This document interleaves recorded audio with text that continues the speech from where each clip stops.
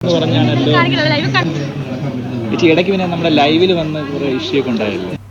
ലൈവില് വന്ന് ഇഷ്യൂ ഒക്കെ ഉണ്ടല്ലേ? അതുണ്ടായതാ. ലൈവില് ഇഷ്യൂസ് ഒക്കെ നമ്മൾ ഉണ്ടാക്കിയായിരുന്നു, കുറേ ഇഷ്യൂസ് ഉണ്ടാക്കിയായിരുന്നു. അതിൽ ഏത് ഇഷ്യൂസിനെ കുറിച്ചാണ് നിങ്ങൾ ഉദ്ദേശിക്കുന്നത്?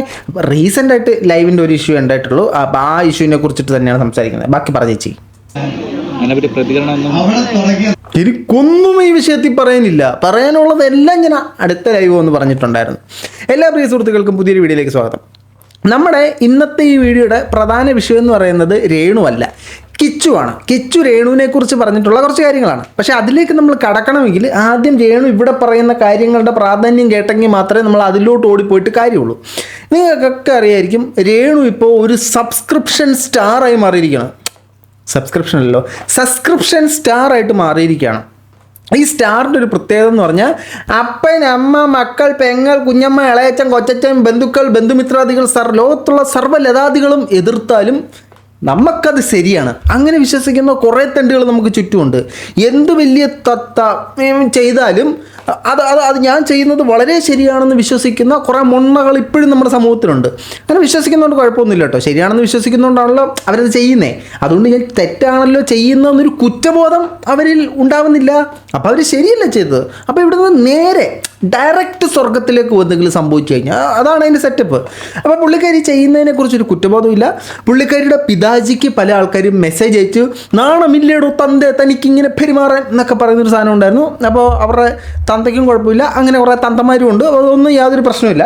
രേണുവിന് പറയാനുള്ള ബാക്കി കേൾക്കാം. തന്തയ്ക്കും തള്ളയ്ക്കും ബന്ധുക്കൾക്കും കുഴപ്പമില്ലെങ്കിലും മക്കൾക്ക് പ്രശ്നം ഉണ്ട് കേട്ടോ. അതിലേക്ക് വരാം.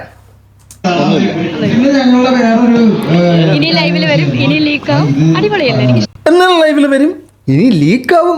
സബ്സ്ക്രൈബ് ചെയ്ത് വെക്കണം. സോ എന്നെ സബ്സ്ക്രൈബ് ചെയ്തിട്ടില്ലാത്തവരെല്ലാം ഒന്ന് സബ്സ്ക്രൈബ് ചെയ്ത് വെച്ചാൽ ഈ വീഡിയോയ്ക്ക് ഹൈപ്പ് കൊടുക്കാൻ പറ്റുന്നവരൊക്കെ ഒന്ന് ഹൈപ്പ് കൊടുത്തൊക്കെ എനിക്ക് തരാനുള്ള ഹൈപ്പ് എനിക്ക് തന്നെ തരണം. മറ്റാർക്കെങ്കിലും കൊടുത്തിട്ട് ഹൈപ്പ് തീർന്നു എന്ന് പറയൽ വീഡിയോയ്ക്ക് ഒന്ന് ലൈക്ക് ഇടുക, കമൻറ്റ് ബോക്സ് എന്തെങ്കിലും ഒരു കമൻറ്റ് ഇടുക, എന്നാലേ സബ്സ്ക്രിപ്ഷൻ ലീക്ക് ആവത്തുള്ളൂ.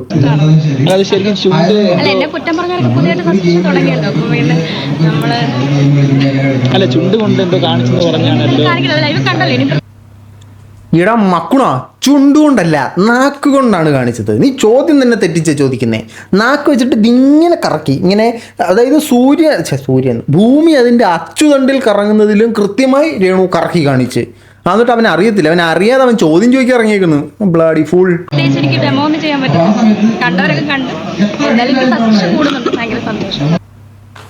അതാണ് എന്തായാലും സബ്സ്ക്രിപ്ഷൻ കൂടുന്നുണ്ട്. അത് കേട്ടാൽ മതി.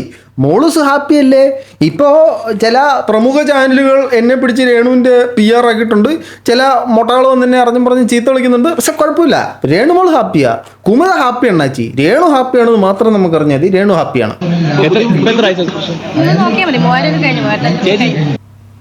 അതാണടാ എൻ്റെ കോൺഫിഡൻസ്. ഇപ്പം എത്ര സബ്സ്ക്രിപ്ഷൻ കയറി നോക്കിയാൽ മതി. 3000 കഴിഞ്ഞു. ഇത് കുറഞ്ഞ് വന്നപ്പോൾ നമ്മളൊരു ലൈവ് ലീക്ക് ആക്കിയിട്ട് ഒരു മാസ്റ്റർ പീക്ക് കൊടുത്ത നന്ദി വേണം കേട്ടോ. നന്ദി തന്നില്ലെങ്കിലും ആട്ടത്തിപ്പ് വിടാതിരുന്നാൽ മതി. ഇനി നമുക്ക് കിച്ചുവിലേക്ക് വരാം. കിച്ചു പുതിയതായിട്ടൊരു ക്ലോത്തിങ് ബ്രാൻഡ് തുടങ്ങി. ആ ക്ലോത്തിങ് ബ്രാൻഡിനോടൊപ്പം തന്നെ കിച്ചു തൻ്റെ ആദ്യത്തെ ഇനോഗ്രേഷന് പോയിരിക്കുകയാണ് സുഹൃത്തുക്കളെ. ആ ഇനോഗ്രേഷന് പോയ സമയത്ത് സ്വാഭാവികമായിട്ടും കിച്ചുവിനെ കണ്ടപ്പോൾ രേണുവിനെ വളയുന്ന പോലെ തന്നെ മീഡിയ സുഹൃത്തുക്കൾ, അങ്ങനെയല്ലേ അവർ പറയുന്നത്, മീഡിയ സുഹൃത്തുക്കൾ വളയുകയും കിച്ചുവിനോട് കുറച്ച് ചോദ്യങ്ങൾ ചോദിക്കുകയും ചെയ്തു. അപ്പോൾ കിച്ചു അതിനൊക്കെ നല്ല രീതിയിൽ ഹാൻഡിൽ ചെയ്തെങ്കിൽ പോലും 1-2 ചോദ്യങ്ങളിൽ എന്തോ എവിടോ ചില തകരാറിലേക്ക് നമുക്ക് വരാം. അപ്പോൾ ആദ്യത്തെ സംഭവം എന്ന് പറഞ്ഞാൽ രേണുവിൻ്റെ ഈ സബ്സ്ക്രിപ്ഷനും ലൈവിനും എല്ലാം കിച്ചുവിന് താല്പര്യമില്ല. സ്വാഭാവികമായിട്ടും ബുദ്ധിയും വിവരമുള്ള പക്വതയേറിയ സമൂഹത്തിലെ തെറ്റേതാ ശരി ഏതാണെന്ന് അറിയാവുന്ന ഒരുത്തൻ അത് തെറ്റാണെന്ന് പറഞ്ഞിട്ട് അതിനെതിരെ ആണ് നിൽക്കുന്നത്. അപ്പോൾ അങ്ങനെ ഇരിക്കുകയാണ് കിച്ചുവിൻ്റെ ഒരു വീഡിയോ വരുന്നതും രേണുവും കിച്ചുവും തമ്മിലുള്ള ബന്ധം അവിടെ വിച്ഛേദിക്കപ്പെട്ടിരിക്കുന്നു സുഹൃത്തുക്കളെ. പണ്ട് കാലത്തെ BSNL കണക്ഷൻ പോലും ഇങ്ങനെ വിച്ഛേദിച്ചിട്ടില്ല. അതുപോലെ വിച്ഛേദിച്ച്, അതിൽ നല്ല ഇപ്പോഴത്തെ KCB കണക്ഷൻ പോലും അങ്ങനെ വിച്ഛേദിക്കത്തില്ല. അതുപോലെ വിച്ഛേദിച്ചിട്ട് കിച്ചുവിനോട് ഇതിനെക്കുറിച്ച് ചോദിക്കുമ്പോൾ കിച്ചുവിൻ്റെ പ്രതികരണം നമുക്ക് കാണാം. കൊല്ലത്തെല്ലാം വന്നായിരുന്നു. ആണോ? അറിയാൻ വയ്യ. അമ്മ ഇന്നലെ കൊല്ലത്ത് വന്നായിരുന്നു കേട്ടോ. ആണോ? അറിയാൻ വയ്യ.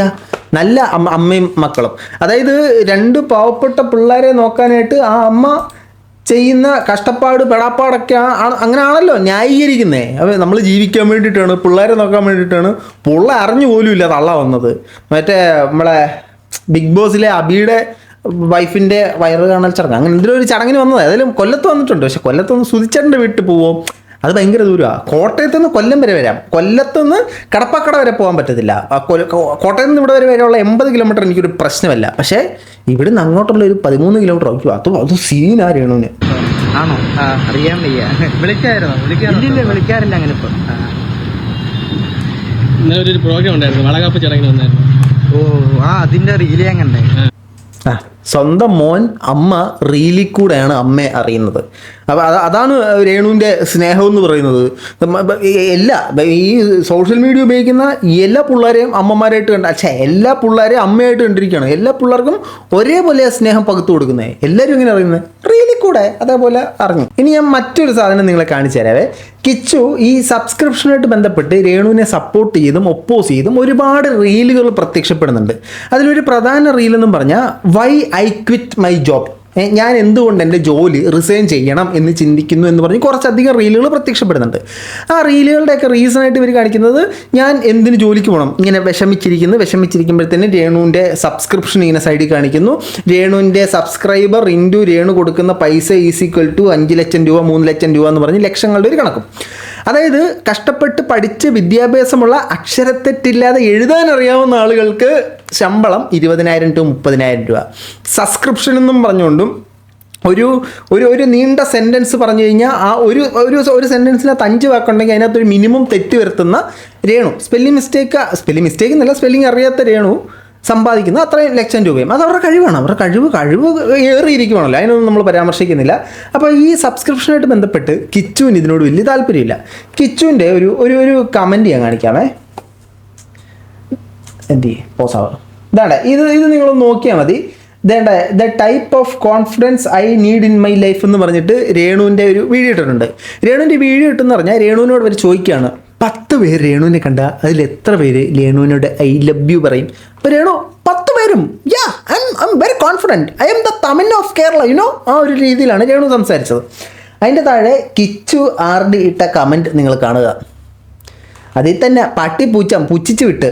ഇനി ഇത് മാത്രമല്ല, കിച്ചുവിനോട് ചോദിക്കുന്നുണ്ട്, കിച്ചു നക്കിട്ടുള്ള കറക്കം കണ്ടായിരുന്നോ? കറക്കം അമ്മയുടെ ലൈവിനെ കുറിച്ച് എന്താണ് കിച്ചുവിൻ്റെ അഭിപ്രായം? 2 വാക്കുകൾ സംസാരിക്കും എന്ന് പറയുമ്പോൾ കിച്ചുവിൻ്റെ മാസ്മരിക പ്രകടനം കൂടെ നമുക്ക് കാണാം.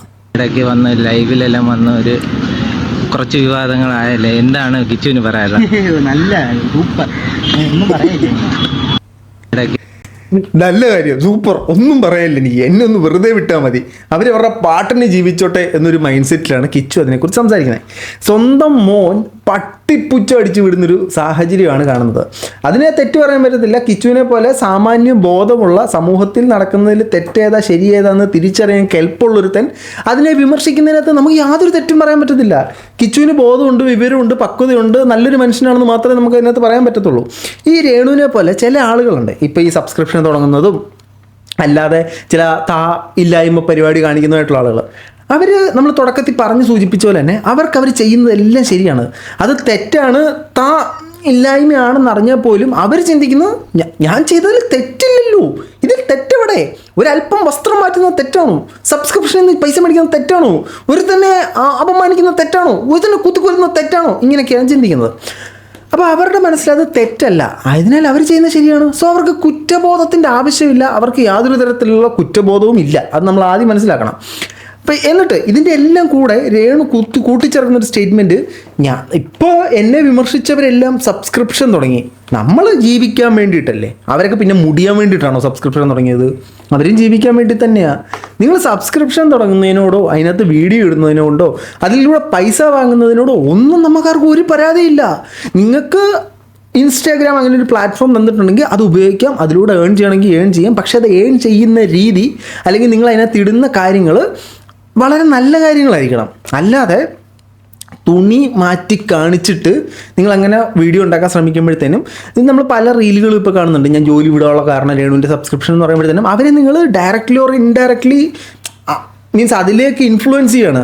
ഒരു പെൺകുട്ടി, ആ പെൺകുട്ടി ജോലി ചെയ്യുന്നു, ജോലിയിൽ ഭയങ്കര കഷ്ടപ്പാടും ദുരിതവും കാര്യങ്ങളൊക്കെയാണ്. ബാങ്കിങ് ഫീൽഡിൽ വർക്ക് ചെയ്യുന്ന ഒരുത്തനാണ് ഞാൻ.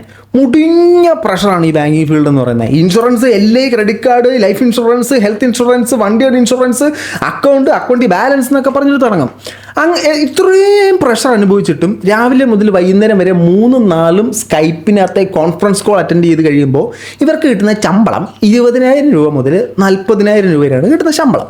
അതേസമയം എനിക്ക് സൗകര്യമുള്ളപ്പോൾ ഞാൻ വർക്ക് ചെയ്യും. എനിക്ക് തോന്നുമ്പോൾ ഒരു ദിവസത്തിൽ ഒരു ലൈവ് വരും, ജസ്റ്റ് ഒന്ന് മാറ്റി കാണിക്കും. അങ്ങനെ ഒരു ഓപ്ഷൻ ഉള്ളപ്പോൾ ഇവർ ഇത്രയും എഫേർട്ട് എടുത്ത് ചീത്തവിളി കേട്ട് 40,000 രൂപ അല്ലെങ്കിൽ 30,000 രൂപ കിട്ടുമ്പോൾ അവിടെ വളരെ സിമ്പിളായിട്ട് ജീവിതം ആസ്വദിച്ച് ചില്ലടിച്ച് പോപ്പുലാരിറ്റി കിട്ടുന്നു, സമ്പത്ത് കിട്ടുന്നു. അവർ ആ വഴിയിലേക്ക് തിരിയും. ഇതാണ് ഇൻഫ്ലുവൻസ് ആകുന്നൊരു രീതി. രണ്ടാമത്തെ രീതി എന്ന് പറഞ്ഞാൽ കൊച്ചു പിള്ളേർക്ക് സ്ത്രീകളുടെ സൗന്ദര്യം, ആൺകുട്ടികൾക്ക് എന്താണെന്ന് എക്സ്പ്ലോർ ചെയ്യാനുള്ളൊരു ആഗ്രഹമാണ് ഇവരുടെ ചെറുപ്പത്തിൽ. സോ ഇങ്ങനൊരു ഓപ്ഷൻ കാണുമ്പോഴത്തേനും 199 എങ്കിൽ 199 സബ്സ്ക്രൈബ് ചെയ്യുന്നു, കാണുന്നു എന്ന് പറഞ്ഞ് കാണാനുള്ള സാധ്യതകൾ നമുക്ക് തള്ളിക്കളയാൻ പറ്റത്തില്ല. മാതാപിതാക്കളുടെ അക്കൗണ്ടിൽ നിന്ന് പൈസ എടുത്ത് ആദ്യം ഒരു 199 നോക്കുന്നു. അപ്പോൾ ഇവിടെ രേണുവിന് എടുത്ത് കഴിയുമ്പോൾ വാവ് പർപ്പിൾ, ഇവരവരെക്കാട്ടിലും സുന്ദരിയാണല്ലോ, ഇവരെ കളയാൻ പറ്റത്തില്ല, അവരെയും കൂടെ എടുക്കാം. അവരെ എടുക്കുമ്പോഴത്തേനും അപ്പുറത്ത് സ്റ്റോറീസ് ഓഫ് ശരണ്യ, ഇതും അതും കൊള്ളാമല്ലോ, അതും കൂടെ എടുക്കുന്നു. ഇങ്ങനെ അവരുടെ കയ്യിൽ നിന്ന് പണം പോകാനുള്ള സാധ്യതയുണ്ട്. അതിനുശേഷം ഇവരുടെ മൈൻഡിൽ സ്ത്രീ എന്ന് പറഞ്ഞു കഴിഞ്ഞാൽ ശോഭയെ അതിനുവേണ്ടി ഉപയോഗിക്കുന്ന ഒരു കഥാപാത്രം മാത്രമായി മാറാനുള്ള സാധ്യതയൊക്കെ ഉണ്ട്. സ്ത്രീകളെ ഒബ്ജക്റ്റിഫൈ ചെയ്യുന്നൊരു തലത്തിലേക്ക് മാറാനുള്ള സാധ്യതയുണ്ട്. ഇന്ന് കാലഘട്ടത്തിൽ നമ്മളുടെ സമൂഹത്തിലെ ആളുകൾ ഒത്തിരി സൊസൈറ്റി ഇതാകുന്നില്ലേ, എന്ത് പുല്ലെങ്കിലും ആട്ടെ. ഈ വിഷയത്തെക്കുറിച്ചുള്ള നിങ്ങളുടെ അഭിപ്രായങ്ങൾ തീർച്ചയായിട്ടും കമൻറ്റ് ബോക്സിൽ കമൻറ്റുകളായി രേഖപ്പെടുത്തു. ഏതായാലും കിച്ചു നൈസായിട്ട് സ്കൂട്ടായിട്ടുണ്ട്, അവന് ഉത്തരവാദിത്തം ഉണ്ട്. കൊള്ളാം മോനെ, കൊള്ളടെ നടക്കട്ടെ. മറ്റൊരു വീട്ടാണ് വരെ. ബൈ.